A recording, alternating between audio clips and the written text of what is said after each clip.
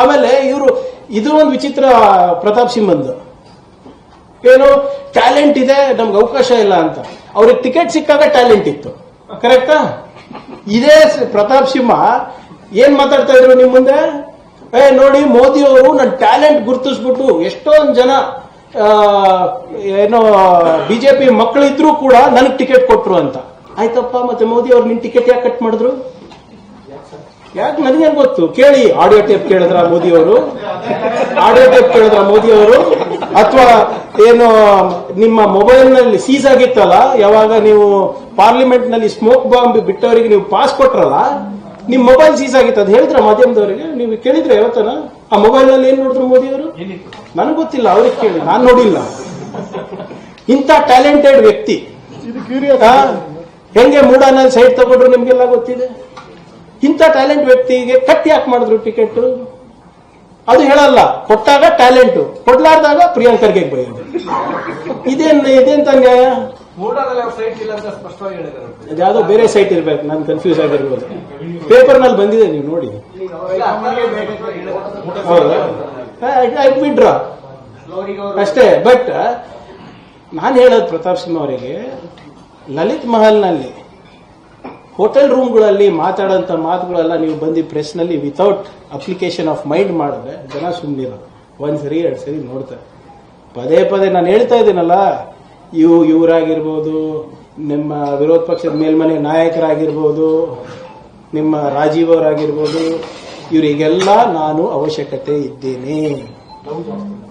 ಅದು ಉಪೇಂದ್ರ ಅವ್ರ ಒಂದು ಪಿಕ್ಚರ್ ಬಂದಿತ್ತಲ್ಲ, ಯಾವ್ದು ಹೇಳಿ, ಅದು ಮರ್ತೋಗ್ಬಿಟ್ಟಿದ್ದೀನಿ. ಶಾರುಖ್ ಖಾನ್ ಡಬ್ ಆಗಿತ್ತಲ್ರಿ, ಅದೇ ಇರ್ಬೇಕು. ಇಲ್ಲ ಕನ್ನಡದಲ್ಲಿ ಅದೇ I love you, you must love me. ಅದೇ ನನಗೆ ಪ್ರೀತಿ ಇಲ್ಲ ಅವ್ರ ಮೇಲೆ. ಇಲ್ಲ, ದಿನಾ ನನ್ನ ಹೆಸರು ಹೇಳೋರು, ದಿನಾ ನನ್ನ ಹೆಸರು ಹೇಳೋರು. ಏನಕ್ಕಂತ ಕನೆಕ್ಷನ್ ಏನಿದೆ ಹೇಳಿ ಸರ್? ಪಹಲ್ಗಾಮ್ನಲ್ಲಿ ಆಗಿರೋದ್ ಬಗ್ಗೆ ಕೇಳಿದ್ರೆ ವೈಯಕ್ತಿಕವಾಗಿ ಮಾತಾಡ್ತಾರೆ.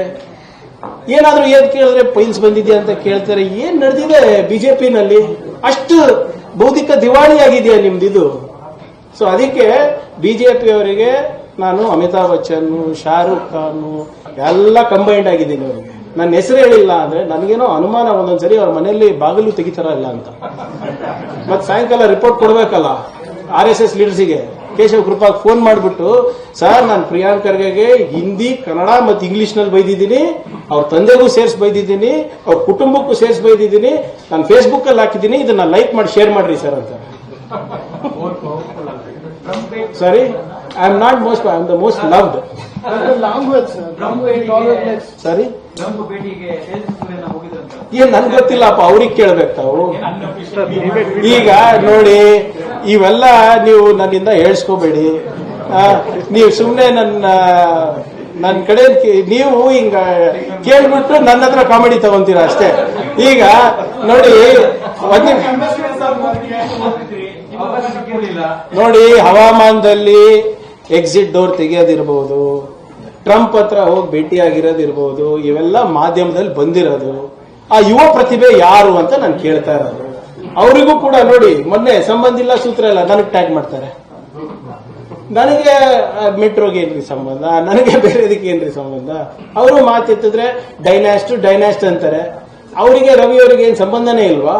ನಾನು ಅದಕ್ಕೆ ನಾನು ಹೇಳಿದ್, ನೀವು ಮಾಧ್ಯಮದವ್ರು ನಂದು ಒಂದೇ ಏನ್ ಕಂಪ್ಲೇಂಟ್ ಅಂದ್ರೆ, ನಾನು ಹೇಳಿರೋದು ನೀವು ಸಮರ್ಪಕವಾಗಿ ಹಾಕಲ್ಲ, ಮತ್ತೆ ನನ್ನ ಮೆಸೇಜಸ್ ಕರೆಕ್ಟ್ ಆಗಿ ಕನ್ವೆ ಮಾಡಲ್ಲ. ನಾನು ಹೇಳಿದ್ದೀನಿ, ಇವ್ರು ಎಲ್ಲರಿಗೂ ನಾವು DNA ಟೆಸ್ಟ್ ಮಾಡಕ್ ನಾನು ಫ್ರೀಯಾಗಿ ನಾನು ಒಂದು ಕ್ಯಾಂಪ್ ಅನ್ನ ಆಯೋಜನೆ ಮಾಡ್ತೀನಿ ಅಂತ. ನೀವೇ ಬೇಡ ಅಂತೀರಾ ಅಂದ್ರೆ ಅಲ್ಲಿಗೆ ನೀವು ಕೇಳಲ್ಲ.